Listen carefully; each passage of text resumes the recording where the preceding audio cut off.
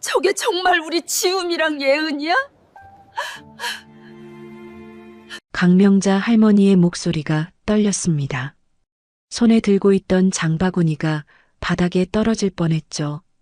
6년 동안 찾지 못했던 며느리와 손주들이 바로 눈앞에 있었거든요. 하지만 그들의 모습은 도저히 믿을 수 없었습니다. 사실 그날도 명자는 늘 그랬듯 장을 보러 나왔었어요. 따뜻한 3월, 65세의 나이에도 허리는 곧게 펴진 채 시장을 걸었죠. 할머니, 오늘도 일찍 오셨네요. 두부가게 아저씨가 반갑게 인사했습니다. 명자는 작은 미소를 지으며 고개를 끄덕였어요. 하지만 그 미소 뒤에는 6년째 이어지고 있는 깊은 외로움이 숨어 있었습니다. 시장 입구 쪽으로 향하던 명자의 시선이 버스 정류장에 머물렀어요. 낡은 의자에 앉은 세 사람이 눈에 들어왔거든요. 여자 하나와 아이 둘. 차가운 3월 바람이 불고 있었는데도 얇은 옷을 입고 있었습니다. 여자가 손에 든 붕어빵 하나를 조심스럽게 반으로 나누고 있었어요. 작은 조각을 떼어내서 어린아이에게 주고 남은 부분을 큰 아이와 나눠 먹었습니다. 세 사람이 붕어빵 하나를, 그것도 아이들 위주로 나눠 먹고 있었죠. 그때 여자의 옆모습이 명자의 눈에 들어왔습니다. 심장이 쿵 하고 내려앉는 기분이었어요. 낯익다는 표현으로는 부족했죠. 그 윤곽, 그 자세, 붕어빵을 나눠주는 손놀림까지 모든 것이 기억 속 누군가와 겹쳐졌거든요. 이소영, 그의 며느리였습니다. 아니, 며느리였던 여자였죠.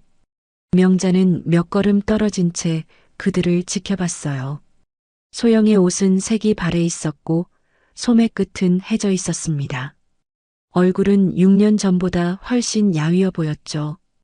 광대뼈가 두드러져 보였고 눈 밑에는 검은 그림자가 드리워져 있었어요. 손등에는 거칠어진 자국들이 여러 개 보였습니다. 청소 일을 하다 생긴 흔적처럼 보였어요. 아이들은 더 충격적이었습니다. 큰아이. 지훈이의 티셔츠는 몸에 비해 너무 컸고 작은 아이 예은이의 운동화는 발등이 눌려 있었어요. 둘 다 붕어빵을 먹으면서도 엄마 눈치를 살피고 있었습니다. 엄마가 더 먹으라고 권할 때마다 고개를 저으며 배부르다고 말했어요. 명자의 가슴이 조여왔습니다. 6년 전 기억이 파도처럼 밀려왔어요. 장남 태준의 죽음, 그날 밤 집에서 벌어진 일들, 그리고 다음 날 아침 빈집을 발견했던 순간까지 모든 것이 한꺼번에 떠올랐습니다. 소영이가 태준이를 죽이고 도망갔어요. 당시 이웃들의 말이 귓가에 생생했습니다. 경찰서에서 수사관이 말했었죠. 부인이 남편과 말다툼 후 사라졌다고 하니 용의자로 보고 수배를 넣겠습니다. 하지만 지금 눈앞의 광경은 그가 믿어왔던 이야기와 너무 달랐어요. 남편을 죽이고 도망친 여자가 왜 6년이 지나도록 이 동네에 있을까요? 돈을 훔쳐간 여자가 왜 붕어빵 하나를 아이들과 나눠 먹고 있을까요? 소영이 작은 아이의 이마에 손을 얹었습니다. 열을 재는 손길이었어요. 걱정스러운 표정으로 아이를 바라보다가 작게 한숨을 쉬었습니다. 그 한숨에는 무게가 실려 있었어요. 지친 어머니의 견뎌온 세월의 무게였죠. 명자는 그 순간 알았습니다. 이건 아니야. 뭔가 잘못됐어. 그는 천천히 돌아섰어요. 걸음을 옮기면서도 자꾸 뒤를 돌아봤습니다. 소영과 아이들이 작아지고 버스 정류장에 묻히고 시야에서 사라질 때까지요. 집으로 돌아오는 길은 멀게 느껴졌습니다. 택시 안에서 명자는 창밖을 바라봤지만 아무것도 보이지 않았어요. 머릿속에는 소영의 야윈 얼굴과 아이들의 마른 손만 맴돌았죠. 6년 동안 확신했던 모든 것들이 흔들리기 시작했습니다. 명자의 펜트하우스 거실은 넓고 고급스러웠습니다. 하지만 오늘만큼은 그 모든 것이 의미 없게 느껴졌어요. 소파에 털썩 주저앉은 채 오늘 본 그 충격적인 광경이 머릿속에서 맴돌았습니다. 30년간 부동산 사업으로 모은 재산도 이 넓은 집도 지금은 아무 소용이 없었어요. 손끝이 떨렸습니다. 값비싼 찻잔을 들여다가 놓치고 말았어요. 바닥에 떨어진 도자기 조각들을 보며 명자는 그날, 6년 전 그날을 떠올렸습니다. 모든 것이 산산조각 났던 그 끔찍한 날을 말이죠.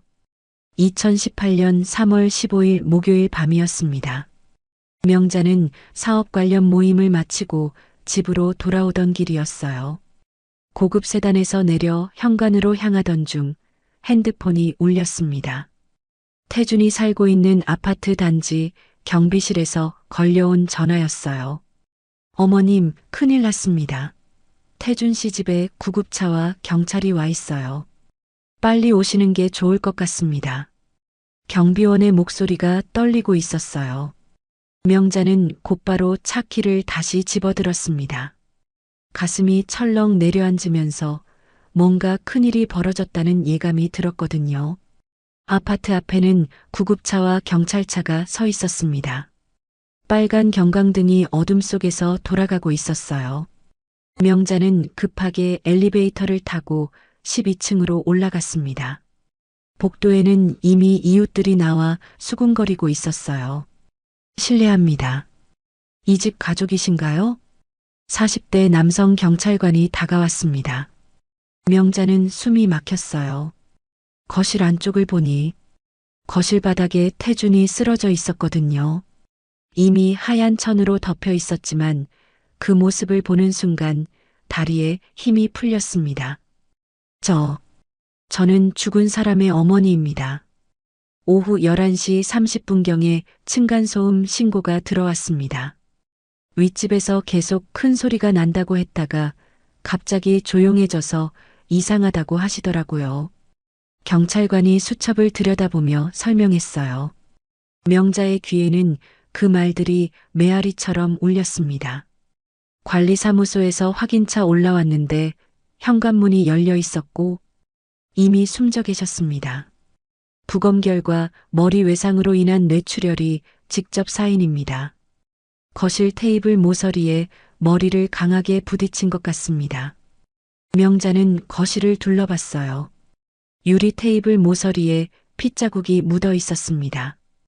혈중 알코올 농도가 0.15%였습니다. 상당히 취한 상태였어요.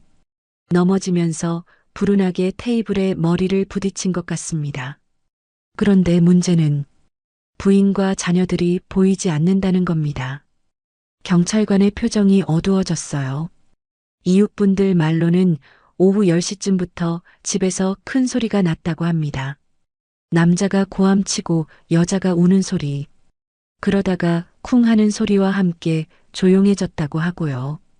11시쯤에는 현관문 여닫는 소리가 났다고 하는데 그 이후로는 아무도 보지 못했습니다.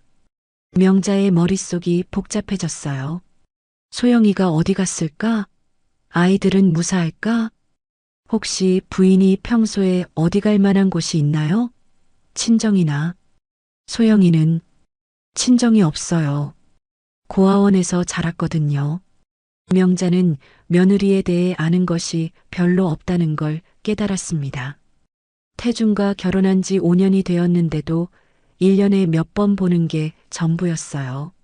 명절이나 생일 때 잠깐 만나는 정도. 평소에 부부 사이는 어떠셨나요? 잘 지내는 줄 알았는데 사실 명자는 확신할 수 없었어요. 태준은 어머니 앞에서는 항상 좋은 남편, 좋은 아버지 역할을 했거든요. 소영이도 조용하고 예의 바른 며느리였고요. 설마 뒤에서 다른 일이 있었을 줄은. 부인 핸드폰도 꺼져 있고 아이들 학교에도 연락이 없었습니다. 다음 날부터 수사가 본격적으로 시작됐습니다. 명자는 태준의 장례 준비를 하면서도 며느리와 손주들이 걱정됐어요. 하지만 시간이 지날수록 상황은 이상한 방향으로 흘러갔습니다. 어머님, 이상한 점이 발견됐습니다. 형사가 명자를 찾아왔어요. 태준 씨 통장에서 큰 돈이 빠져나간 흔적이 있습니다. 사망 당일 오후 9시경에 100만 원, 10시경에 200만 원이 현금으로 인출됐어요. 그리고 집안에서 부인의 지문이 발견된 현금도 있었습니다. 소액이지만 숨겨둔 것 같아요. 명자의 가슴이 서늘해졌습니다. 혹시 부부간에 금전 문제가 있었을 가능성도 배제할 수 없습니다. 가장 충격적인 건 옆집 주민의 증언이었어요. 그날 밤 부부가 심하게 싸우는 소리가 들렸다고 합니다. 특히 돈 문제로 말다툼을 했다고 하고요. 형사가 명자를 바라봤습니다. 이제 그만해, 더 이상 못 참겠어 하는 여자 목소리를 들었다는 증언도 있습니다. 명자는 믿을 수 없었어요. 조용하고 착했던 며느리가 설마 아들을 해치고 도망갔을 리는. 하지만 모든 정황이 그쪽을 가리키고 있었습니다. 부인을 용의자로 수배령을 내리겠습니다. 살인 혐의와 절도 혐의로요. 그때부터 명자의 6년간의 지옥이 시작됐습니다. 아들을 잃은 슬픔도 컸지만 며느리에게 배신당했다는 분노가 더 컸어요. 돈 때문에, 고작 몇백만 원 때문에 남편을 죽이고 아이들을 데리고 도망갔다는 생각에 잠이 오지 않았습니다. 하지만 오늘 본 그 모습은 뭐였을까요? 몇백만 원을 가지고 도망간 여자가 왜 6년이 지나도록 붕어빵 하나를 아이들과 나눠 먹고 있을까요? 명자는 소파에 앉은 채로 고개를 떨구었습니다. 내가 뭔가 놓친 게 있는 걸까? 처음으로 의심이 들기 시작했어요. 그날 밤 명자는 잠들 수 없었습니다. 침대에 누워 천장을 바라보며 오늘 본 장면이 계속 떠올랐어요. 소영과 아이들의 모습, 그 야위고 초라한 모습이 가슴을 찔렀습니다. 시계를 보니 새벽 3시. 더 이상 누워 있을 수 없었어요. 명자는 서재로 가서 오래된 수첩을 뒤졌습니다. 몇 년 전 지인이 소개해준 사설 탐정의 연락처를 찾고 있었어요. 윤기철 탐정사. 여기 있네. 손가락이 떨리면서 번호를 눌렀습니다. 여보세요? 이 시간에 굵직한 목소리가 들렸어요. 죄송합니다. 윤 탐정님이시죠? 긴급한 일이 있어서 연락드렸습니다. 아, 강 회장님이시군요. 무슨 일이시죠? 예전에 회사 직원 뒷조사를 부탁했던 인연이 있었어요. 다음 날 오후 명자는 조용한 카페에서 윤기철 탐정을 만났습니다. 50대 초반의 그는 검은 가방에서 노트북과 서류들을 꺼냈어요. 그런데 며느리분과 손주들을 조사하시는 특별한 이유가 있으신가요? 명자는 잠시 망설였습니다. 6년 동안 연락이 끊어졌었거든요. 우연히 봤는데 너무 달라져서. 윤 탐정이 메모를 하며 말했습니다. 거주지 확인, 직업 현황, 경제 상태, 아이들 학교 생활까지 전반적으로 조사해 드릴게요. 며칠 시간 주세요. 비용은 얼마나? 걱정 마세요. 예전에 신세 많이 졌잖아요. 윤 탐정이 웃으며 말했어요. 일주일 후 윤 탐정은 두꺼운 파일을 들고 명자를 찾아왔습니다. 명자의 집 거실에 앉아 차를 마시며 조사 결과를 설명하기 시작했어요. 일단 거주지부터 말씀드리면 구로구 신도림동 고시원에 살고 계십니다. 고시원이요? 명자의 목소리가 떨렸어요. 네, 방 크기가 3평 정도 되는 작은 방입니다. 월 45만 원이에요. 윤 탐정이 사진을 보여줬습니다. 좁은 복도와 작은 방문들이 보이는 고시원 내부였어요. 어머니와 두 아이가 그 좁은 곳에서 6년째 살고 있습니다. 공용 화장실, 공용 주방을 써야 하고요. 직업은 좀 복잡합니다. 윤 탐정이 시간표를 펼쳐 보였어요. 월요일부터 금요일까지는 대형마트에서 시간제 계산원으로 일하고 주말에는 웨딩홀에서 서빙을 합니다. 그게 다인가요? 아닙니다.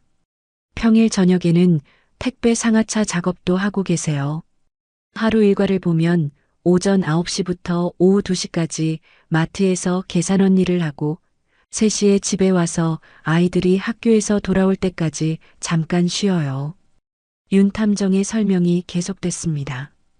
오후 4시부터 6시까지는 아이들과 함께 있다가 7시부터 11시까지 택배센터에서 일합니다. 주말에는 더 힘들어요. 토요일, 일요일 모두 웨딩홀에서 서빙을 하는데 하루 종일 서서 일해야 합니다. 사진에는 소영이 검은 유니폼을 입고 웨딩홀에서 음식을 나르는 모습이 담겨 있었어요. 얼굴에 지친 기색이 역력했습니다. 한 달에 주말 근무만 8일 정도 해요. 수입은 어떻게 되나요? 명자가 조심스럽게 물었습니다.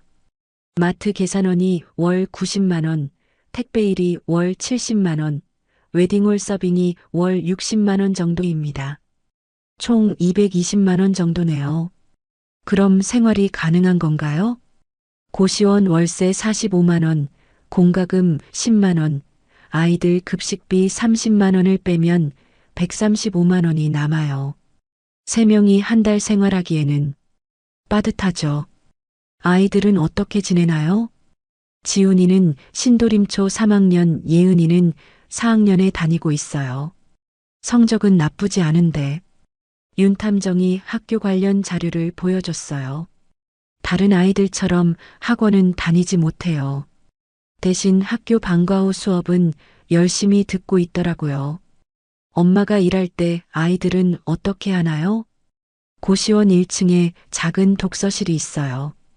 거기서 숙제하고 책 읽으며 엄마를 기다려요.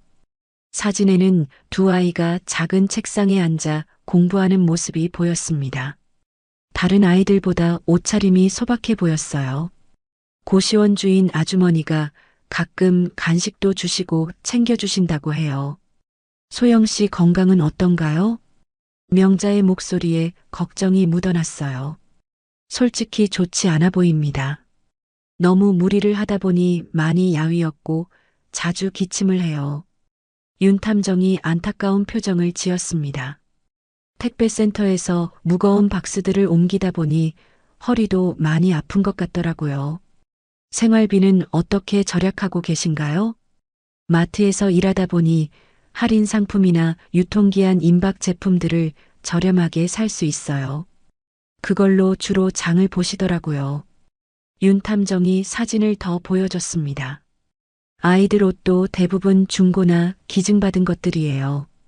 온라인 중고 장터에서 저렴하게 사서 입히고 있습니다. 그런데 특이한 걸 발견했어요. 윤 탐정이 목소리를 낮췄습니다. 소영 씨가 500원짜리 동전을 모으고 있더라고요. 작은 통에 차곡차곡 모아서. 뭐 때문에요? 아이들한테 뭔가 사주려고 하는 것 같아요. 예은이가 미술용품을 갖고 싶어 한다고 들었거든요.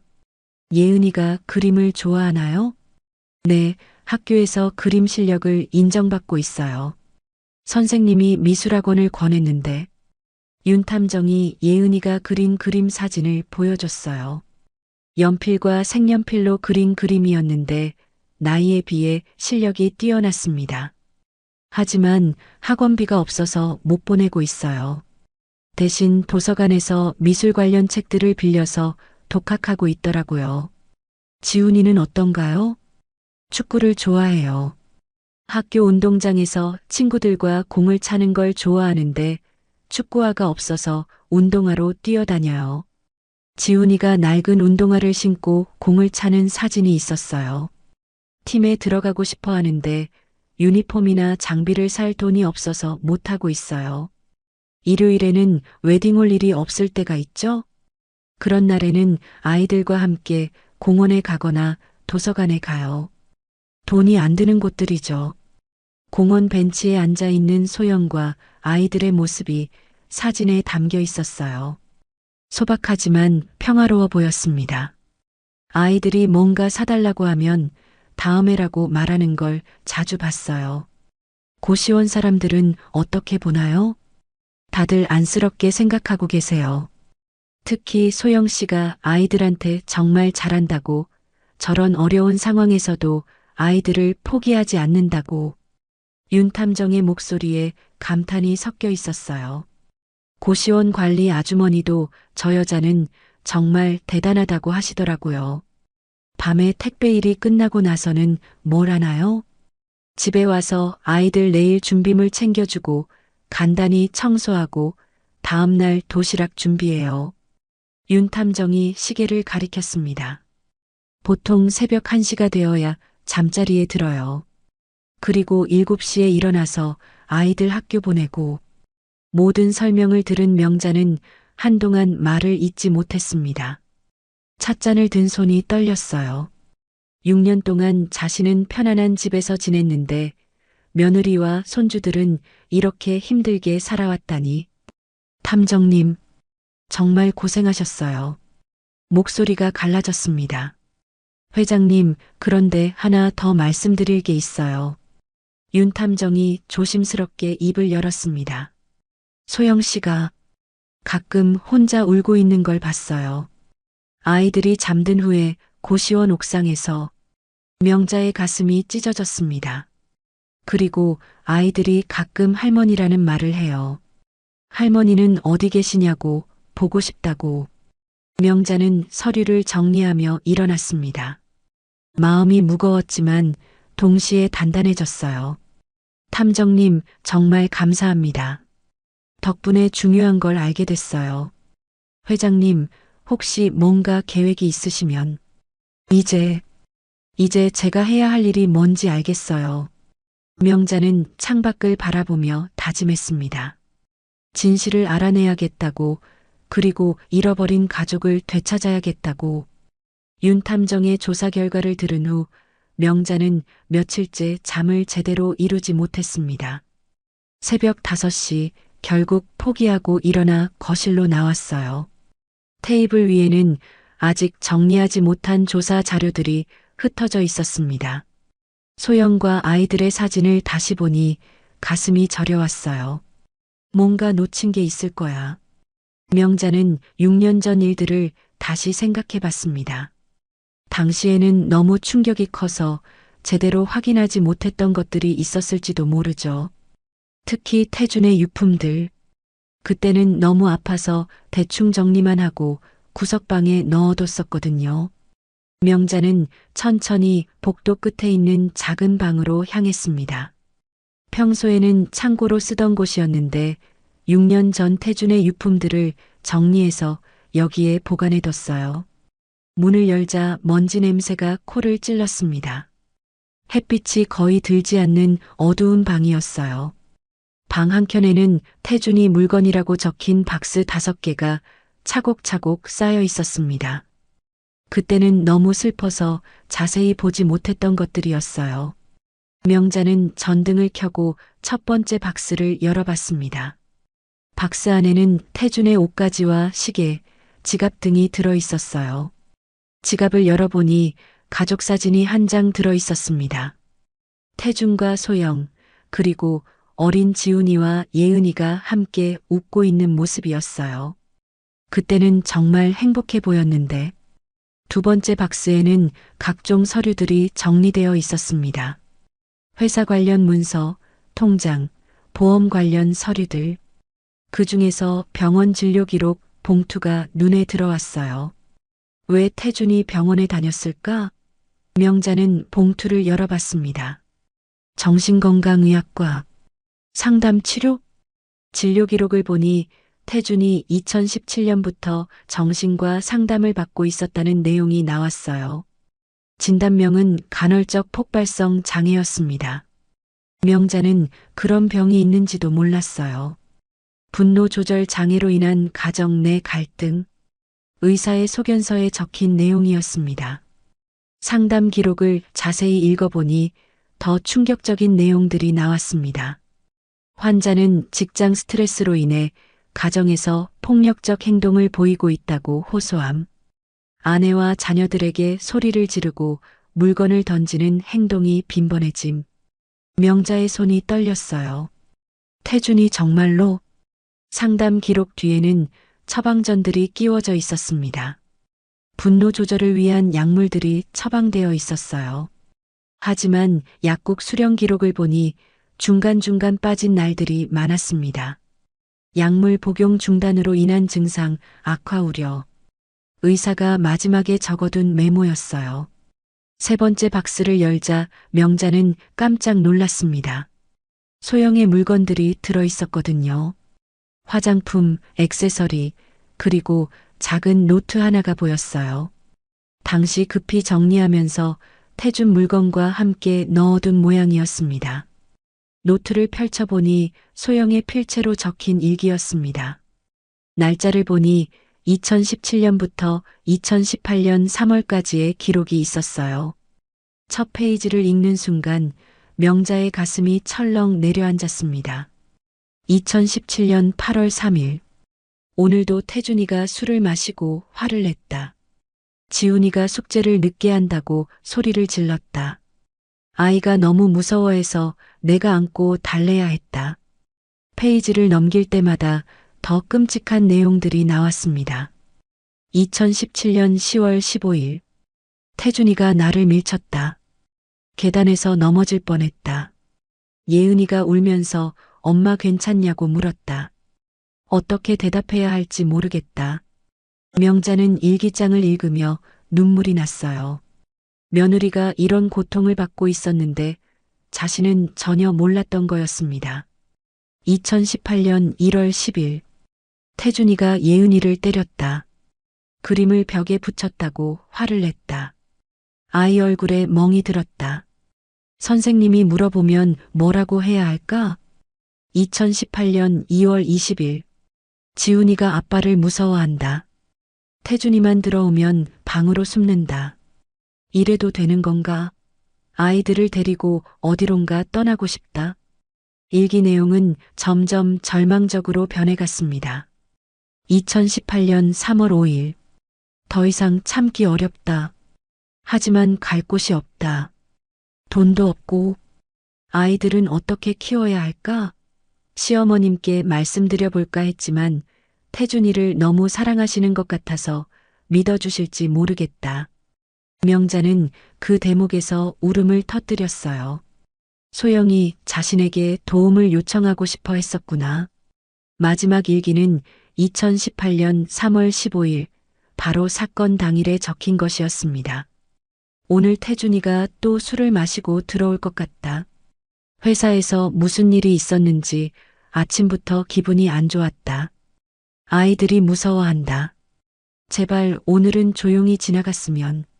그것이 마지막 일기였어요. 네 번째 박스에는 태준의 개인 서류들이 더 들어 있었습니다. 그 중에서 휴대폰 요금 명세서가 눈에 들어왔어요. 사건 당일 태준의 통화 기록이 남아 있었습니다. 오후 6시 30분. 술집 전화번호? 태준이 집에 들어가기 전에 술집에 전화를 한 기록이 있었어요. 같은 박스에서 신용카드 명세서도 발견했습니다.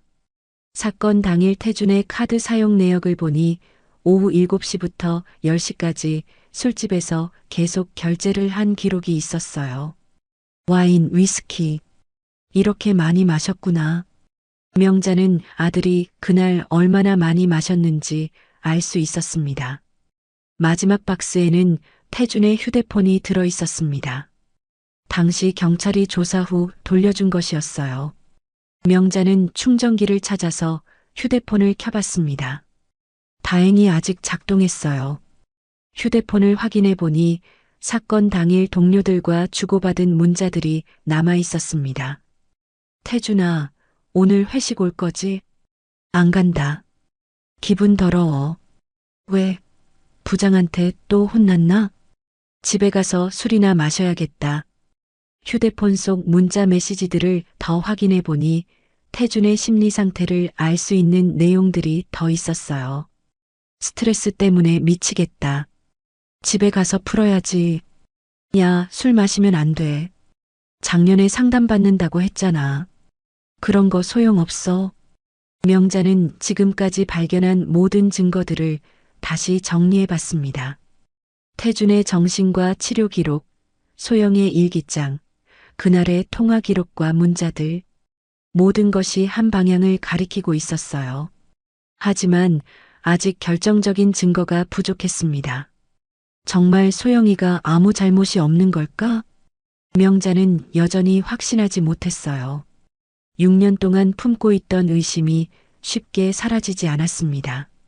그날 밤 정확히 무슨 일이 있었는지, 소영이 왜 급히 도망쳤는지 직접 확인할 방법이 필요했어요. 직접 만나서 물어봐야겠어. 명자는 유품들을 다시 박스에 정리하며 결심했습니다. 이제 더 이상 추측만 할 수는 없었어요.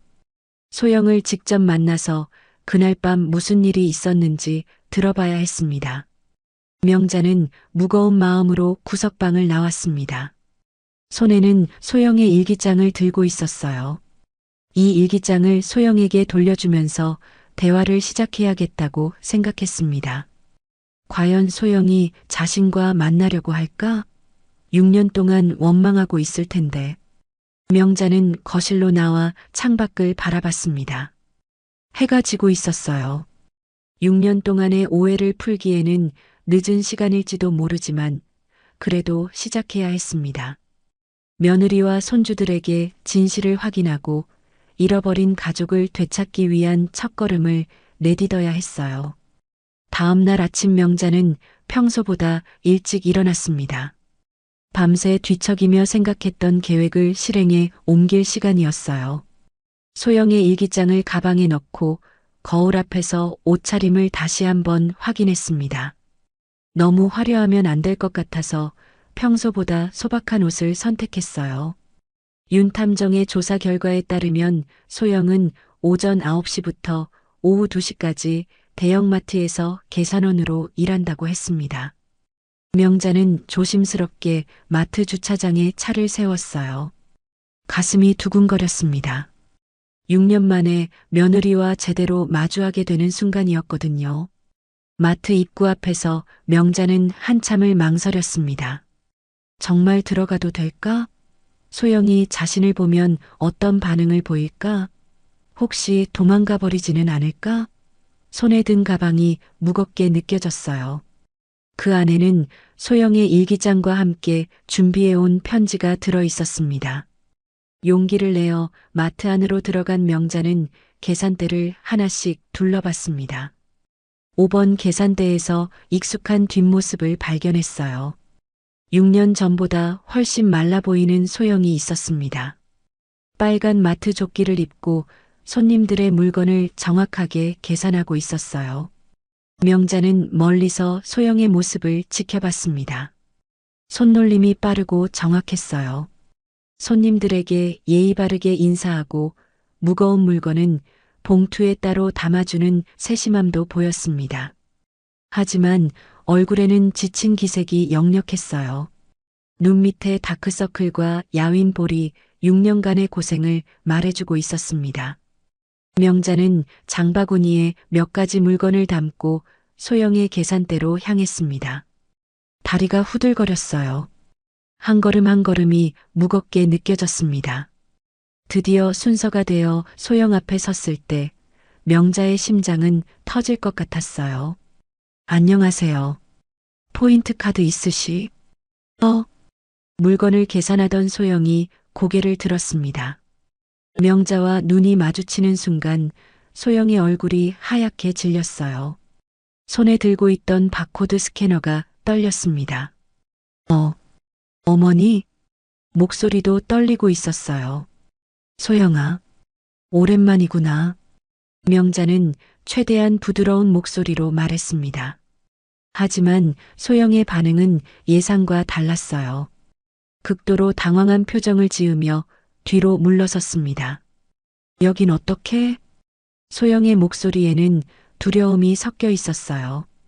갑자기 분위기가 어색해지자 뒤에서 기다리던 손님들이 웅성거리기 시작했습니다. 저기 계산 안 하시나요? 뭔가 문제가 있나 봐요. 소영은 더욱 당황하며 다른 계산원을 불렀어요. 잠깐만요. 제가 다른 직원을 불러드릴게요. 소영아, 잠깐만 이야기하자. 명자가 말했지만 소영은 고개를 저었습니다. 저는 일해야 해요. 여기서는 안 돼요. 소영이 주변을 둘러보며 말했어요. 다른 직원들과 손님들의 시선이 부담스러워 보였습니다. 그럼 언제 시간이 될까? 꼭 필요한 이야기가 있어. 명자는 가방에서 소영의 일기장을 살짝 꺼내 보였습니다. 소영이 그것을 보자 눈이 커졌어요. 그건 어떻게 네 물건이야. 돌려주고 싶어서. 소영은 한참을 망설였습니다. 일기장을 보자 6년 전 기억들이 떠올랐을 거예요. 동시에 그동안 품고 있던 두려움과 원망도 함께 올라왔을 겁니다. 저는 어머니와 할 말이 없어요. 냉정한 목소리였지만 떨림이 감춰지지 않았어요. 소영아, 내가 잘못 생각했던 것 같아. 명자의 목소리가 갈라졌습니다. 그동안 너를 오해했을지도 모르겠다. 그래서 직접 확인하고 싶어서 왔어. 소영이 놀란 표정을 지었어요. 6년 동안 자신을 범인 취급했던 시어머니가 갑자기 오해였다고 말하니 당황스러웠을 겁니다. 소영 씨, 무슨 일이세요? 손님들이 기다리고 계시는데. 팀장으로 보이는 중년 여성이 다가왔습니다. 소영은 더욱 곤란한 표정을 지었어요. 죄송해요. 개인적인 일이라서. 개인적인 일은 업무 시간 외에 하세요. 지금은 근무 중이잖아요. 상황을 파악한 명자가 먼저 물러섰습니다. 미안해, 소영아. 일 방해하려던 게 아니었어. 언제 시간 될 때 연락해 줄 수 있을까? 하지만 소영은 대답하지 않았어요. 그저 고개만 저었습니다. 연락드릴 수 없어요. 죄송합니다. 명자는 더 이상 억지로 붙잡을 수 없다는 걸 알았습니다. 가방에서 미리 준비해온 편지 봉투를 꺼내 계산대에 살짝 놓았어요. 이거 시간 날 때 읽어봐. 내 연락처도 적어놨어. 그리고 물건값을 계산하지도 않고 그냥 나와버렸습니다. 명자가 떠난 후 소영은 한참 동안 그 편지 봉투를 바라봤습니다. 손이 떨려서 제대로 계산기도 누르지 못했어요. 6년 동안 한 번도 연락하지 않았던 시어머니가 갑자기 나타나서 오해였다고 하니 무슨 의미인지 알 수 없었습니다. 마트를 나온 명자는 차 안에서 한참을 앉아 있었습니다. 첫 만남은 완전히 실패였어요. 소영의 거부감이 생각보다 훨씬 컸습니다. 당연한 일이었죠. 6년 동안 범인 취급하며 외면했는데 갑자기 나타나서 오해였다고 하면 누가 믿겠어요? 내가 너무 성급했나? 명자는 핸들에 이마를 기댔습니다. 가슴이 답답했어요. 소영의 차가운 반응이 당연하면서도 아팠습니다. 하지만 포기할 수는 없었어요. 진실을 알아낸 이상 반드시 오해를 풀어야 했습니다. 그날 저녁 소영은 마트 일을 마치고 고시원으로 돌아왔습니다. 아이들이 독서실에서 숙제를 하고 있는 동안 소영은 명자가 준 편지를 꺼내봤어요. 하지만 봉투를 열 용기가 나지 않았습니다. 6년 동안 원망하며 살아왔는데, 엄마, 오늘 왜 기분이 안 좋아 보여? 예은이가 소영의 표정을 살피며 물었습니다. 아니야, 괜찮아. 그냥 일이 좀 힘들었어. 소영은 애써 웃으며 대답했지만 아이들은 눈치챘어요. 엄마, 무슨 일 있으면 말해줘. 우리가 도와줄게. 지훈이의 말에 소영의 눈가가 촉촉해졌습니다. 아이들이 잠든 후 소영은 조심스럽게 편지 봉투를 열어봤습니다. 명자의 정성스러운 필체로 적힌 편지였어요. 소영아, 6년 동안 정말 미안했다. 나는 그동안 너를 오해하고 있었던 것 같다. 태준이의 유품을 정리하다가 네 일기장을 발견했어. 그제서야 알게 됐다. 네가 얼마나 힘들었는지. 네가 얼마나 무서웠는지. 편지를 읽어가며 소영의 눈에서 눈물이 흘러내렸습니다. 그날 밤 정말 무슨 일이 있었는지 듣고 싶다. 아이들은 잘 크고 있는지도 보고 싶고, 늦었지만 할머니로서, 어머니로서 해야 할 일들을 하고 싶다. 연락 기다릴게. 편지 마지막에는 명자의 휴대폰 번호가 적혀 있었어요. 소영은 편지를 읽고 또 읽었습니다. 6년 동안 쌓인 상처와 원망이 한순간에 사라질 수는 없었어요. 하지만 시어머니가 진심으로 사과하고 있다는 건 느낄 수 있었습니다. 그리고 무엇보다 아이들을 만나고 싶어 한다는 말이 마음을 흔들었어요. 소영은 편지를 소중히 접어서 서랍에 넣었습니다. 아직 연락할 준비는 되지 않았지만 완전히 거부할 마음도 없었어요. 시간이 좀 더 필요했습니다. 정말로 시어머니가 변한 건지 아이들에게 도움이 될 수 있을지 신중하게 생각해 봐야 했어요. 한편 명자는 집에서 소영의 연락을 기다리고 있었습니다. 조급해하지 않기로 했어요. 6년간의 오해를 하루아침에 풀 수는 없으니까요. 하지만 분명한 건 이제 시작이라는 것이었습니다. 길고 어려운 화해의 첫걸음을 뗀 것이었어요. 명자가 편지를 전한 지 일주일이 지났습니다. 소영에게서는 아직 연락이 오지 않았어요. 명자는 매일 핸드폰을 확인했지만 새로운 메시지는 없었습니다. 조급한 마음이 들었지만 참고 기다리기로 했어요. 6년간의 오해를 하루아침에 풀 수는 없다는 걸 알고 있었거든요. 답답한 마음을 달래기 위해 명자는 집 근처 공원으로 산책을 나갔습니다. 4월의 따뜻한 봄바람이 얼굴을 스쳤어요. 벚꽃이 흐드러지게 피어 있었고 아이들의 웃음소리가 곳곳에서 들렸습니다. 그 소리를 들으니 지훈이와 예은이가 더욱 그리워졌어요. 놀이터 근처를 지나가던 명자의 발걸음이 갑자기 멈췄습니다. 익숙한 목소리가 들려왔거든요. 지훈아, 너무 높이 올라가지 마. 고개를 돌리니 소영이 아이들과 함께 놀이터에 와 있었어요. 주말이라 아이들을 데리고 나온 모양이었습니다. 명자는 나무 뒤에 몸을 숨기고 손주들을 바라봤습니다. 지훈이는 정말 많이 컸어요. 6년 전에는 겨우 3살이었는데 이제 9살이 되어 씩씩하게 정글짐을 타고 있었습니다. 예은이도 10살이 되어 의젓해 보였어요. 하지만 두 아이 모두 예전보다 말라 보였습니다. 지훈이는 다른 아이들과 함께 축구공을 차며 놀고 있었어요. 하지만 신발이 낡아서 미끄러질까봐 조심스럽게 뛰어다니는 모습이 보였습니다. 예은이는 벤치에 앉아 작은 스케치북에 뭔가를 그리고 있었어요. 공원의 풍경을 그리는 것 같았습니다. 소영은 아이들 곁에서 세심하게 살피고 있었어요. 지훈이가 뛰어다니면 물을 마시라고 하고 예은이가 그림을 그리면 옆에서 격려해 주었습니다.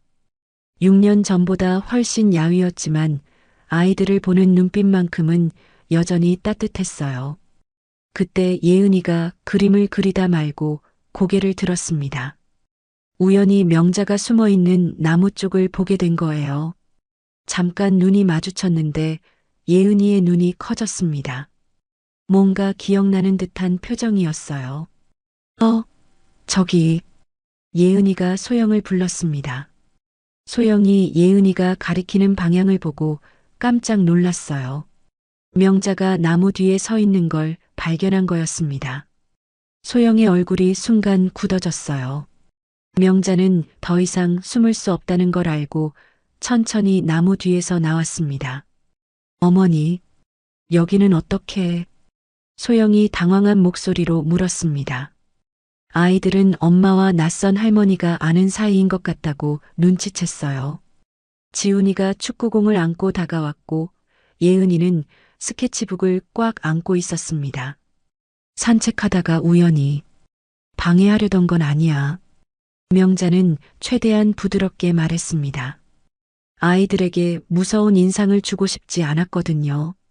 하지만 아이들은 경계하는 눈빛으로 명자를 바라봤어요.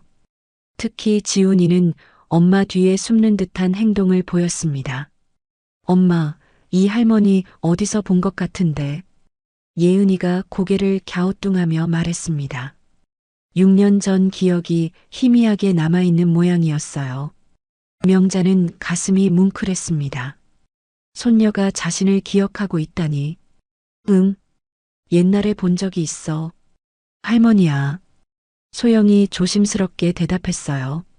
할머니? 우리 할머니세요? 지훈이가 눈을 크게 뜨며 물었습니다. 하지만 여전히 경계를 늦추지 않았어요. 아빠가 없는 상황에서 낯선 어른을 조심하라고 엄마에게 배웠을 거예요. 그래, 너희들. 할머니란다. 명자의 목소리가 떨렸습니다. 그럼 왜 지금까지 안 오셨어요? 예은이의 직설적인 질문에 명자는 할 말을 잃었습니다. 어떻게 설명해야 할까요? 엄마를 나쁜 사람이라고 생각해서 만나지 않았다고 할 수는 없었어요. 할머니가 바빠서 그랬어. 고작 이런 변명밖에 할 수 없었습니다. 소영이 분위기가 어색해지는 걸 감지하고 개입했어요. 아이들아, 할머니가 잠깐 인사하러 오신 거야. 우리는 집에 가야지.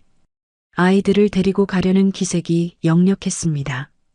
명자는 아쉬웠지만 억지로 붙잡을 수는 없었어요. 잠깐만, 조금만 더 있으면 안 될까? 명자가 간절하게 부탁했습니다. 아이들과 6년 만에 만났는데 조금만 더 보고 싶어. 소영은 망설였어요. 아이들도 할머니를 신기하게 바라보고 있었습니다. 할머니, 제가 그린 그림 보실래요?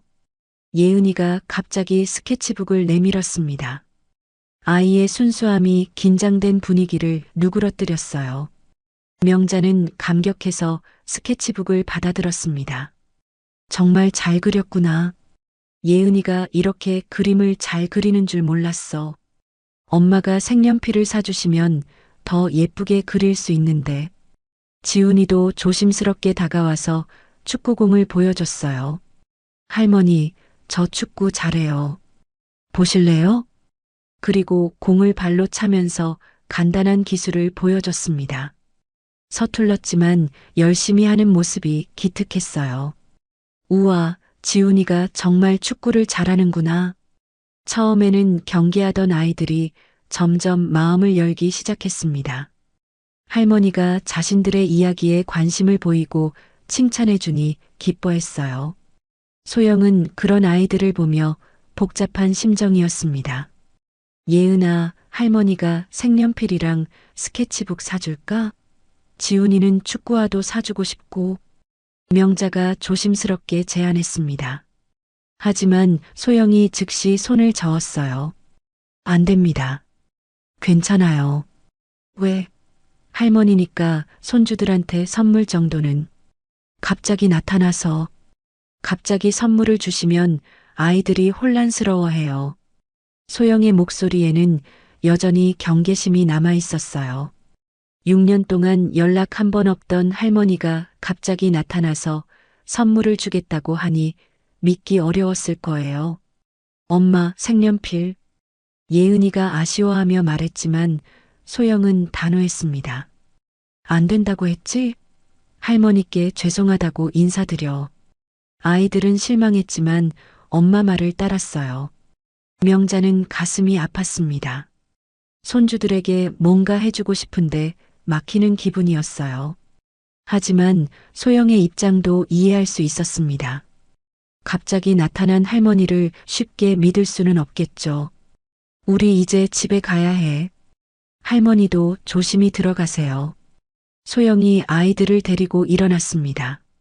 명자는 아쉬웠지만 더 이상 붙잡을 수 없었어요. 예은아, 지훈아. 할머니 또 볼 수 있을까? 모르겠어요. 아이들이 솔직하게 대답했습니다. 소영과 아이들이 공원을 떠나는 뒷모습을 보며 명자는 한참을 서 있었습니다. 6년 만에 손주들을 만났지만 여전히 벽이 높았어요. 하지만 완전히 절망적이지는 않았습니다. 아이들이 마지막에는 할머니에게 관심을 보였거든요. 시간이 걸리더라도 천천히 다가가야겠어. 명자는 조급해하지 않기로 다짐했습니다. 아이들과의 관계도 소영과의 관계도 하루아침에 회복될 수는 없어요. 하지만 오늘 첫걸음을 뗀 것만으로도 의미가 있었습니다. 예은이의 그림 실력과 지훈이의 축구 사랑을 알게 된 것도 큰 수확이었어요. 집으로 돌아가는 길에 명자는 문구점에 들렀습니다. 언젠가 줄 수 있을 날을 위해 고급 색연필 세트와 스케치북 그리고 아이용 축구화를 샀어요. 당장은 줄 수 없지만 준비해두고 싶었습니다. 진정한 화해의 날이 올 때까지. 공원에서 손주들을 만나고 돌아온 명자는 복잡한 심정이었습니다.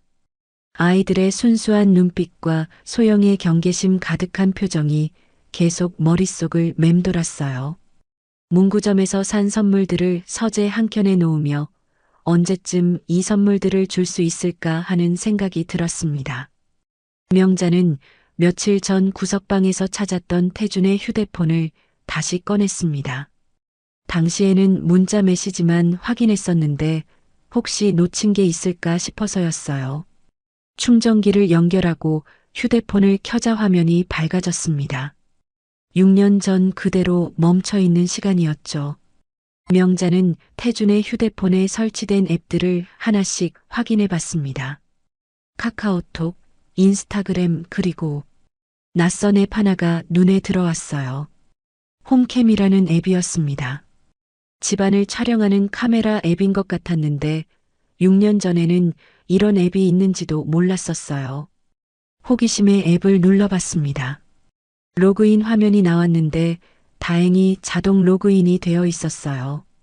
화면이 로딩되자 저장된 영상이라는 메뉴가 보였습니다. 명자의 심장이 빨라지기 시작했어요. 혹시 그날 밤의 기록이 남아있을까요? 영상 목록을 스크롤하다가 명자는 숨이 멈췄습니다. 2018년 3월 15일 날짜의 영상이 여러 개 보였거든요. 바로 태준이 죽은 그날이었습니다. 손이 떨렸지만 첫 번째 영상을 눌렀어요. 오후 10시부터 시작된 영상이었습니다. 화면에 거실이 나타났습니다. 오후 10시 20분경 현관문이 열리며 태준이 들어왔어요. 비틀거리는 걸음걸이로 보아 상당히 취해 있는 상태였습니다. 소영이 현관에서 맞이했지만 태준은 대답도 하지 않고 거실로 들어갔어요. 태준이 소파에 털썩 앉으며 큰 소리로 말했습니다. 오늘 정말 기분 더러운 날이야. 소영이 조심스럽게 다가가서 물을 가져다 주려 했지만 태준은 그 물컵을 밀쳐버렸어요. 컵이 바닥에 떨어져 깨지는 소리가 들렸습니다. 아이들이 방에서 나와 상황을 살피고 있었어요. 지훈이와 예은이 모두 아빠의 큰 소리에 놀란 표정이었습니다. 소영이 아이들을 방으로 들여보내려 했지만 태준이 더 큰 소리로 소리쳤어요. 애들까지 나를 무시하는 거야? 태준이 갑자기 일어나서 소영의 팔을 세게 잡았습니다. 소영이 아파하며 뒤로 밀려났어요. 명자는 화면을 보며 눈물이 났습니다. 며느리가 이런 고통을 받고 있었다니. 6년 동안 전혀 몰랐던 진실이었어요. 소영이 아이들 앞으로 가서 등을 돌리고 막아섰습니다. 아이들을 보호하려는 모성 본능이었어요. 하지만 태준은 더욱 화를 냈습니다. 너 때문에 애들이 나를 무서워하잖아. 말도 안 되는 논리였지만 술에 취한 태준은 계속 소영을 탓했어요. 오후 11시 15분경 결정적인 순간이 왔습니다. 태준이 소영을 강하게 밀치려고 하면서 발을 헛디뎠어요. 술에 취한 상태에서 균형을 잃은 태준은 뒤로 넘어지면서 거실 테이블 모서리에 머리를 강하게 부딪혔습니다. 큰 소리와 함께 태준이 바닥에 쓰러졌어요. 소영이 깜짝 놀라서 태준에게 달려갔습니다. 여보. 하지만 태준은 전혀 반응하지 않았어요. 소영이 태준을 흔들어 봤지만 완전히 의식을 잃은 상태였습니다. 아니, 그보다 더 심각한 상태였죠. 머리에서 피가 흘러나오고 있었어요. 아이들이 무서워서 울기 시작했습니다. 지훈이가 아빠 라고 소리쳤지만 태준은 움직이지 않았어요. 소영이 아이들을 달래면서 동시에 태준의 상태를 확인하려 했습니다. 손으로 태준의 숨을 확인해 봤지만 숨을 쉬지 않고 있었어요. 소영은 태준이 죽었다는 걸 직감했습니다. 하지만 어떻게 해야 할지 몰랐어요. 경찰에 신고해야 할까? 하지만 누가 믿어줄까요? 남편을 밀쳐서 죽게 만들었다고 하면 살인자로 몰릴 게 뻔했어요. 특히 시어머니는 절대 자신을 믿어주지 않을 거라고 생각했죠. 소영은 30분 넘게 태준 앞에 앉아 있었습니다. 아이들을 달래면서 어떻게 해야 할지 고민했어요. CCTV 영상을 보는 명자는 그 30분이 소영에게 얼마나 길고 절망적인 시간이었을지 짐작할 수 있었습니다. 결국 소영은 아이들을 데리고 떠나기로 결정했습니다. 신고를 해봤자 자신만 손해일 거라고 판단한 거죠. 급하게 아이들 옷가지와 필요한 물건들을 가방에 담았어요. 아이들은 무슨 일인지 모르겠지만 엄마를 따라 준비했습니다. 오후 11시 50분경 소영이 아이들의 손을 잡고 집을 나섰습니다. 문을 나서기 전에 태준을 마지막으로 돌아봤어요. 복잡한 감정이 교차했을 겁니다. 공포, 안타까움, 그리고 앞으로 어떻게 살아야 할지 모르는 막막함까지. 영상이 끝나자 명자는 한동안 아무 말도 할 수 없었습니다. 휴대폰을 떨어뜨릴 뻔했어요. 6년 동안 확신했던 모든 것이 완전히 뒤바뀐 순간이었습니다. 소영은 가해자가 아니라 피해자였어요. 그것도 극심한 가정폭력의 피해자였죠. 내가 뭘 한 거지? 명자는 두 손으로 얼굴을 감쌌습니다. 6년 동안 소영을 범인으로 몰았던 자신이 너무 부끄러웠어요. 며느리가 그렇게 고통받고 있었는데, 남편의 폭력에 시달리고 있었는데, 전혀 눈치채지 못했던 자신이 한심했습니다. 명자는 다른 날짜의 영상들도 확인해 봤습니다. 2018년 1월, 2월의 영상들에도 비슷한 장면들이 반복되고 있었어요. 태준이 술에 취해 들어와서 소영에게 소리 지르고 때로는 물건을 던지기도 했습니다. 소영은 항상 아이들을 보호하려고 애쓰고 있었어요. 영상들을 보니 아이들이 얼마나 무서워했는지도 알 수 있었습니다. 아빠가 들어올 때마다 방으로 숨어 들어가고 큰 소리가 나면 꼭 껴안고 있었어요. 어린 마음에 얼마나 큰 상처를 받았을까. 명자는 손주들이 더욱 안쓰러웠습니다. 명자는 며칠 전 찾았던 소영의 일기장을 다시 꺼냈습니다. 일기에 적힌 날짜들과 영상 속 날짜들이 정확히 일치했어요. 소영이 거짓말을 한 게 아니라 정말로 그런 일들이 있었던 거였습니다. 일기는 진실한 기록이었어요. 명자는 6년간 자신이 얼마나 큰 잘못을 저질렀는지 뼈저리게 느꼈습니다. 아들의 죽음에 슬퍼하는 것은 당연했지만 그 슬픔 때문에 진실을 보지 못했던 거였어요. 며느리를 제대로 알려고 노력하지도 않았고 아들의 문제점을 인정하려 하지도 않았죠. 이제라도 바로 잡아야 해. 명자는 눈물을 닦으며 일어났습니다. 진실을 알았으니 행동해야 했어요. 소영에게 진심으로 사과하고 손주들에게 할머니 역할을 해야 했습니다. 6년이라는 시간을 되돌릴 수는 없지만 앞으로라도 제대로 하고 싶었어요. 명자는 휴대폰을 들고 소영에게 문자를 보내기로 했습니다. 더 이상 기다릴 수 없었어요. 진실을 알았으니 빨리 오해를 풀어야 했습니다. 소영아, 할머니가 모든 걸 알게 됐어. 그날 밤에 정말 무슨 일이 있었는지, 네가 얼마나 무서웠는지, 정말 미안하다. 꼭 만나자. 할머니가 잘못했다. 문자를 보낸 후 명자는 창밖을 바라봤습니다. 해가 지고 있었어요.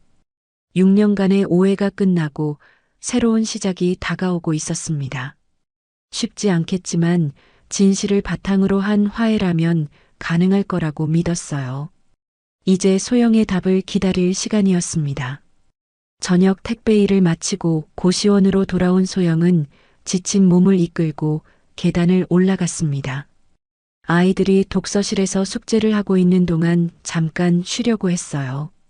그때 휴대폰에 문자 알림이 울렸습니다. 발신자를 보니 며칠 전 편지를 준 명자였어요. 소영아, 내가 모든 걸 알게 됐어. 그날 밤에 정말 무슨 일이 있었는지, 네가 얼마나 무서웠는지. 정말 미안하다. 꼭 만나자. 내가가 잘못했다. 소영은 문자를 읽고 손이 떨렸습니다. 모든 걸 알게 됐다는 게 무슨 의미일까요? 6년 동안 아무도 믿어주지 않았던 그 진실을 정말 알게 된 걸까요? 소영은 한참을 망설였습니다.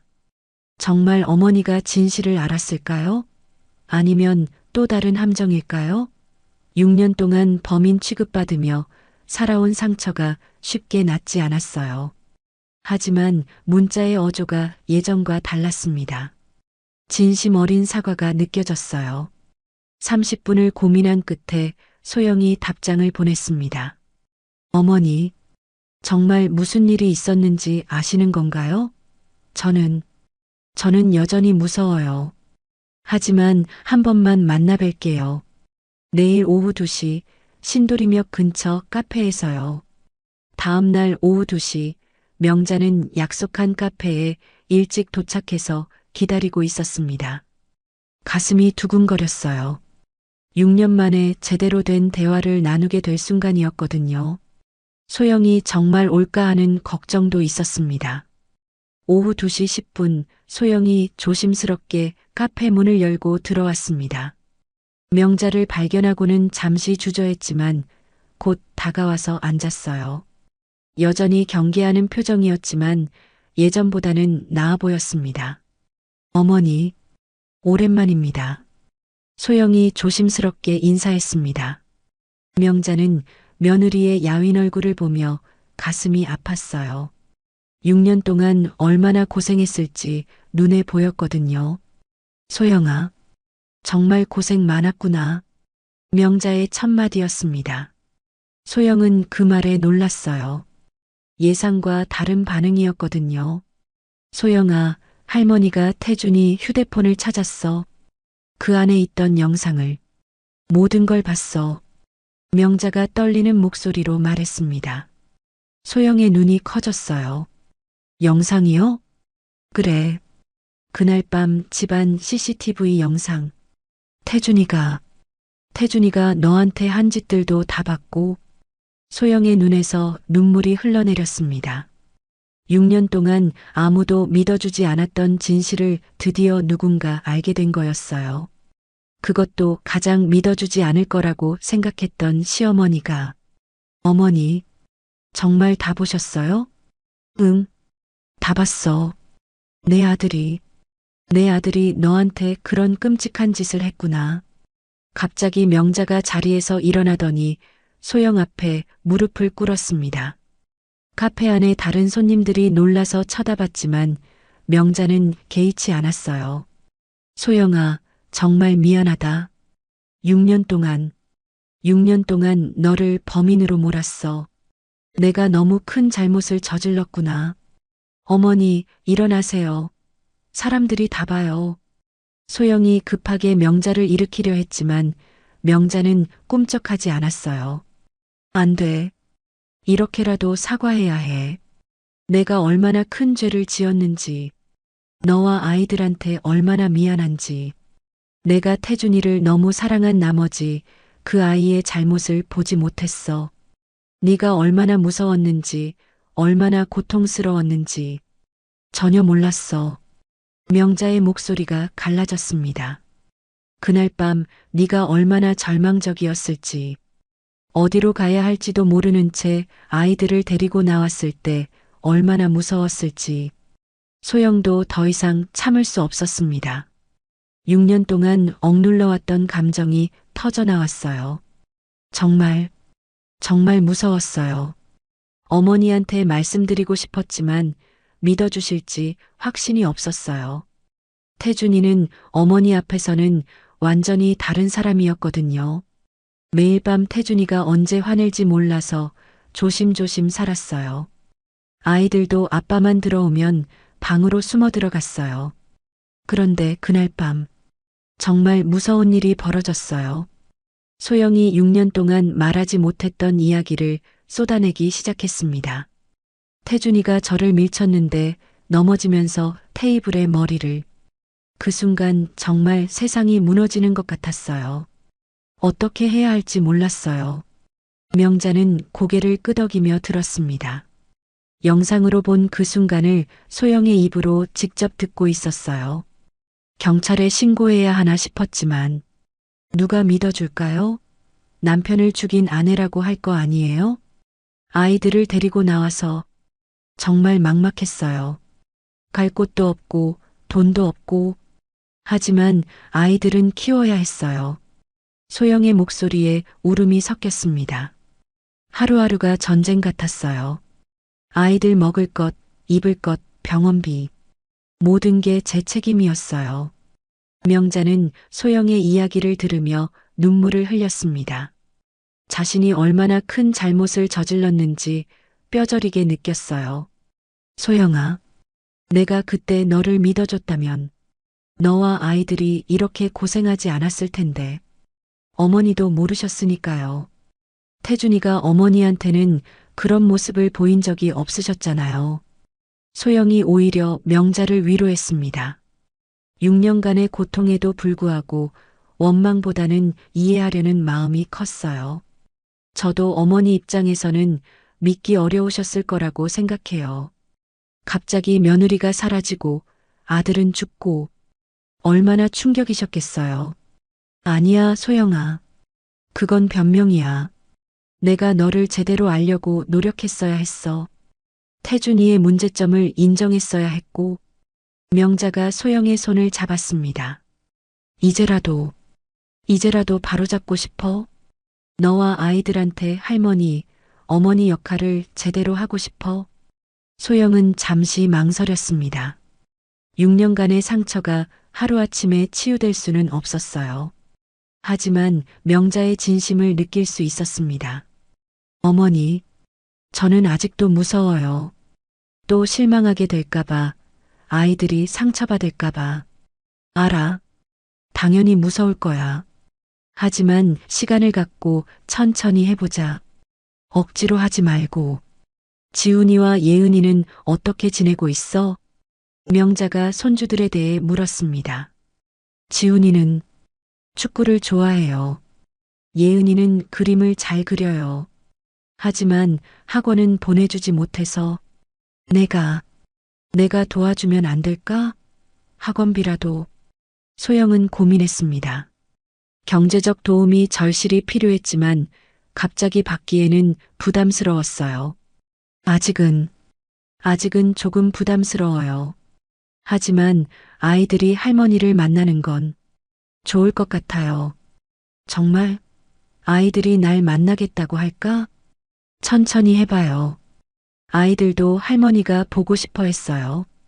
가끔 할머니는 어디 계시냐고 물어보기도 했거든요. 소영의 말에 명자의 얼굴이 밝아졌습니다. 정말 아이들이 날 기억하고 있구나. 이번 주말에 아이들과 함께 만날 수 있을까? 명자가 조심스럽게 제안했습니다. 네. 공원에서 만나요. 아이들이 편안해할 만한 곳에서요. 고마워, 소영아. 정말 고마워. 카페를 나서며 두 사람은 처음으로 자연스럽게 대화했습니다. 6년간의 오해가 완전히 풀린 건 아니지만 진실을 바탕으로 한 새로운 시작이었어요. 어머니, 시간이 좀 걸릴 수도 있어요. 괜찮아. 평생이 걸려도 괜찮아. 내가 잘못한 일이니까 내가 바로잡을게. 명자의 말에 소영은 처음으로 진짜 미소를 지었습니다.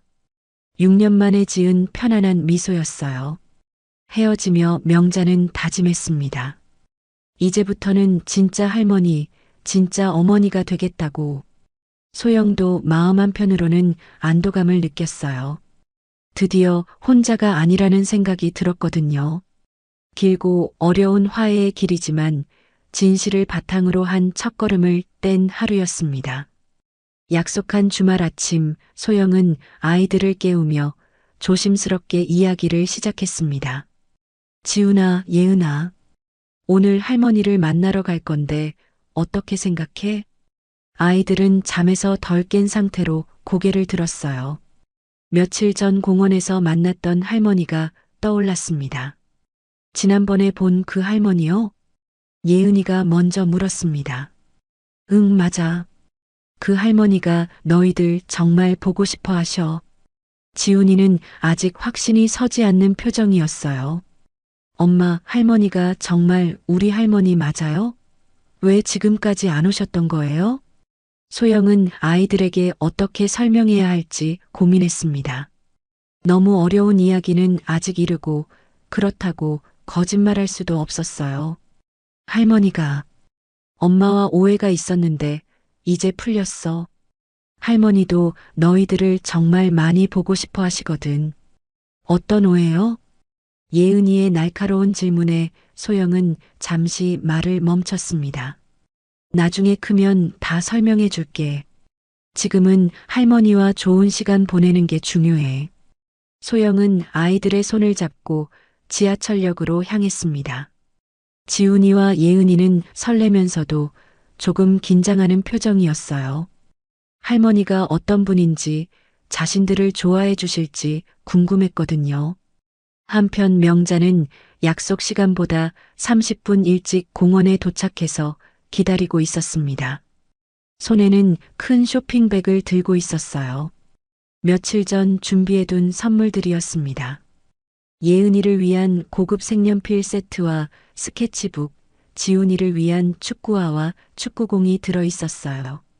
오후 2시 정각 소영과 아이들이 공원에 나타났습니다. 명자는 가슴이 두근거렸어요. 6년 만에 제대로 된 재회였거든요. 아이들도 할머니를 보자 조금씩 다가왔습니다. 할머니, 안녕하세요.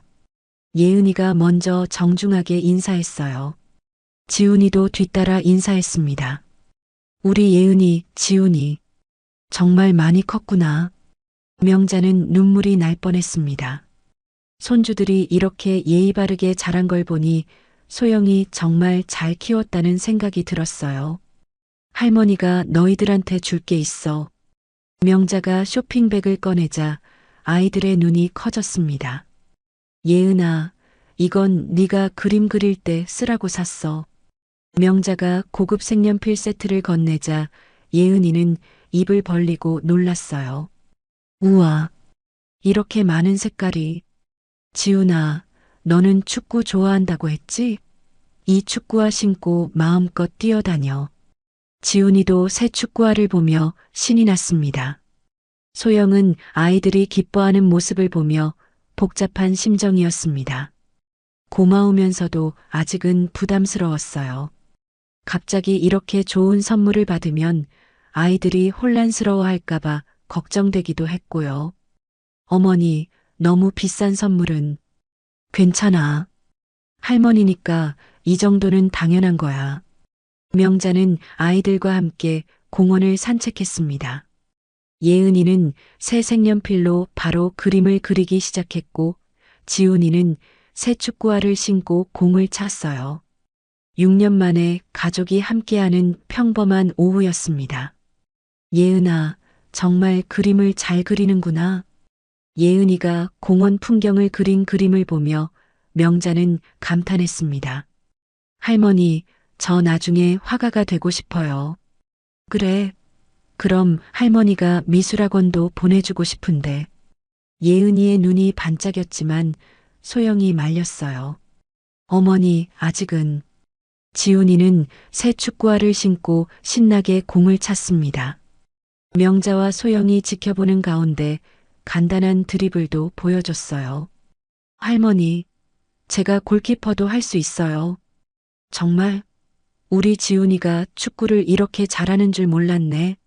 명자는 손주의 재능에 놀라며 박수를 쳤습니다. 공원 벤치에 앉아 네 사람이 함께 이야기를 나눴습니다. 처음에는 어색했지만 점점 자연스러워졌어요. 할머니는 어디에 사세요? 지훈이가 궁금해하며 물었습니다. 강남에 살아. 집이 넓어서 너희들이 놀러와도 좋을 텐데. 할머니, 우리 아빠는 어떤 사람이었어요? 예은이의 질문에 명자와 소영이 잠시 말을 멈췄습니다. 어려운 질문이었어요. 너희 아빠는 할머니를 많이 사랑했어. 너희들도 많이 사랑했고, 명자가 조심스럽게 대답했습니다. 태준의 문제점을 이야기하기에는 아이들이 너무 어렸어요. 소영과 명자가 눈빛을 교환했습니다. 아이들에게는 아빠에 대한 좋은 기억만 남겨주고 싶다는 마음이 같았어요. 진실은 나중에 아이들이 충분히 클 때 말해줘도 늦지 않을 거라고 생각했습니다. 할머니, 배고파요. 지훈이가 말하자 명자가 제안했습니다. 그럼 우리 맛있는 거 먹으러 갈까? 할머니가 사줄게. 어머니, 괜찮으세요? 물론이지. 오랜만에 손주들과 함께 하는데 뭘. 근처 패밀리 레스토랑에서 네 사람이 함께 식사했습니다. 아이들은 평소 먹어보지 못한 스테이크에 신이 났어요. 명자는 손주들이 맛있게 먹는 모습을 보며 행복했습니다. 할머니, 이거 정말 맛있어요. 그래, 많이 먹어. 할머니가 다 사줄 테니까. 식사를 마치고 나오며 소영이 명자에게 진심으로 감사 인사를 했습니다. 어머니, 오늘 정말 고맙습니다. 아이들이 이렇게 기뻐하는 모습 오랜만에 봐요. 고맙긴. 내가 해야 할 일을 이제야 하는 거지. 명자의 목소리에는 여전히 미안함이 섞여 있었어요. 해가 지면서 헤어질 시간이 되었습니다. 아이들은 아쉬워했어요. 할머니, 언제 또 만날 수 있어요? 언제든지 할머니는 좋아. 너희들이 보고 싶을 때마다 만나자. 명자가 아이들을 꼭 안아주며 말했습니다. 다음 주에도 만날까? 명자가 제안하자 아이들이 고개를 끄덕였어요. 네. 할머니, 다음에는 할머니 집에 가볼 수 있어요? 예은이의 질문에 명자는 기뻤습니다. 물론이지. 엄마가 괜찮다고 하시면 언제든지. 소영은 하루 종일 명자와 아이들을 지켜보며 마음이 많이 변했습니다. 명자가 정말로 변한 것 같았고 아이들에게도 좋은 할머니가 되어주려고 노력하는 게 보였어요. 어머니, 천천히 해봐요. 아이들도 할머니를 좋아하는 것 같으니까. 소영아, 내가 한 가지 제안이 있어. 명자가 조심스럽게 말을 꺼냈습니다. 아이들 교육비나 생활비, 내가 조금씩 도와주면 안 될까? 부담스럽게 하지 않을 테니까. 소영은 잠시 고민했습니다. 갑자기 많이 도와주시면 아이들이 혼란스러워할 것 같아요. 조금씩 천천히요. 그래, 네 마음대로 해. 억지로 하지 않을게. 명자는 소영의 의견을 존중했습니다. 급하게 관계를 회복하려 하지 않겠다는 다짐이었어요. 지하철에서 집으로 돌아가는 길, 아이들은 신이 나서 오늘 있었던 일들을 이야기했습니다. 엄마, 할머니 진짜 좋은 분 같아요. 새 색연필로 더 예쁜 그림 그릴 수 있어요. 축구화도 정말 멋져요. 소영은 아이들의 밝은 모습을 보며 안도했습니다. 6년 동안 혼자 감당해야 했던 무게가 조금씩 줄어드는 것 같았어요. 완전한 신뢰는 아니지만 작은 희망이 생겼습니다. 그날 밤 각자의 집에서 명자는 오랜만에 편안한 잠을 잤습니다. 손주들의 웃음소리가 귓가에 맴돌았어요. 소영도 아이들이 잠든 후 창밖을 바라보며 생각했습니다. 혼자가 아니라는 것, 아이들에게 할머니가 생겼다는 것. 작지만 의미 있는 변화의 시작이었습니다. 앞으로도 쉽지 않겠지만 진실을 바탕으로 한 관계라면 시간이 지나면서 더욱 단단해질 거라고 믿었어요. 가족이 다시 하나가 되어가는 첫걸음이었습니다. 한 달이 흘렀습니다. 명자의 넓은 거실에는 아이들의 웃음소리가 가득했어요. 지훈이는 새 축구복을 입고 거실에서 공을 가지고 놀고 있었고, 예은이는 소파에 앉아 대형 스케치북에 그림을 그리고 있었습니다. 이제 이 집은 정말 가족의 집이 되어가고 있었어요. 주방에서는 소영이 저녁 준비를 하고 있었습니다. 명자가 제안해서 주말마다 아이들과 함께 이 집에서 지내기로 했거든요. 처음에는 부담스러워했지만 아이들이 할머니와 함께 있을 때 얼마나 행복해하는지 보니 마음이 누그러졌어요. 우리 예은이, 오늘은 또 무슨 그림을 그리고 있어? 명자가 예은이 옆에 앉으며 물었습니다. 할머니, 가족 그림을 그리고 있어요. 할머니, 엄마, 저, 지훈이가 모두 함께 있는 그림이요. 예은이가 보여준 그림에는 네 사람이 손을 잡고 웃고 있는 모습이 그려져 있었어요. 지훈이도 뛰어와서 할머니에게 안겼습니다. 할머니, 저 이제 아빠 무서워하지 않아요. 지훈이의 말에 명자와 소영이 놀랐어요.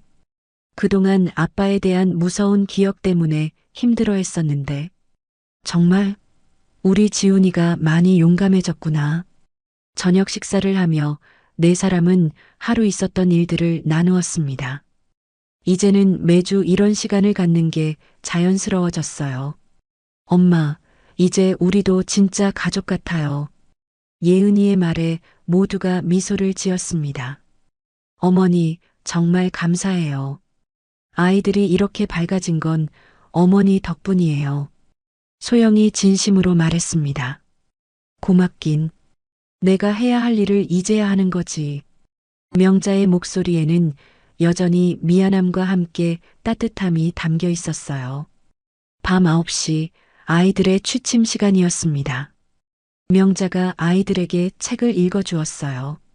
할머니, 내일도 여기서 잘 수 있어요? 물론이지. 할머니는 너희들이 여기 있으면 너무 행복해. 아이들의 얼굴에 안정감이 보였습니다. 아이들이 잠든 후 소영과 명자는 조용히 이야기를 나누었습니다. 어머니, 저 정말 많이 변했죠?